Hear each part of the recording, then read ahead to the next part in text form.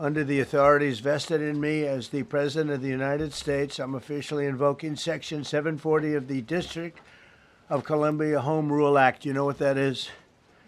And placing the D.C. Metropolitan Police Department under direct federal control.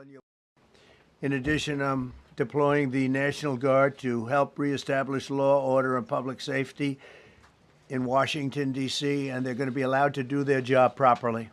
There is a federal statute, the Home Rule Act, that gives the president some authority over DC law enforcement when there's an emergency. I don't think there is an emergency, and therefore I think that it would be possible to challenge his actions as illegal or unlawful, as you asked, as not consistent with his authorization.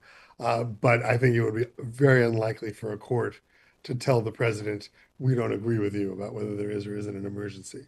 And remember, this only lasts for 30 days. I think the most important thing is when a president gets in front of the country and says, here's what I'm doing and here's why, the most important thing is, well, okay, you say here's why, but what you say doesn't add up. It just doesn't add up. So you say crime is up, but all the statistics from the Department of Justice that you control say crime is down. So your rationale is flimsy. And that to me is the most important thing. The most important thing is here's what he said, here's why he said he's doing it, what he says doesn't add up. So danger number one is that these officials who are now empowered as a result of the actions taken today by the president will start engaging in the kind of police enforcement that the people who live in the District of Columbia do not want and have not authorized.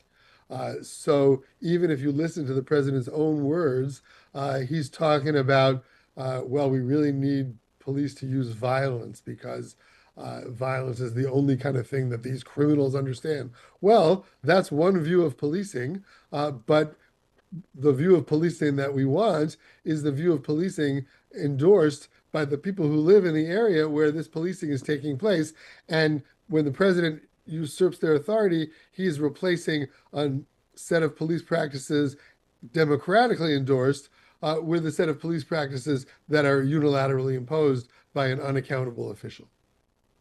The existing statute is in place precisely for the reason that we might have wild, out of control rioting or invasion by a foreign power seeking to invade our capital. We would want the president then to have all sorts of authority to repel an invasion or to put down massive rioting.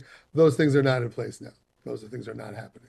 I think it would be impossible to look at what's happening now and not see a pattern of a president pushing boundaries and trying to see how far he can go to use officials under his control, whether that be the National Guard, which would have back and forth with the governors or the military, to do things that he can't get state and local law enforcement to do.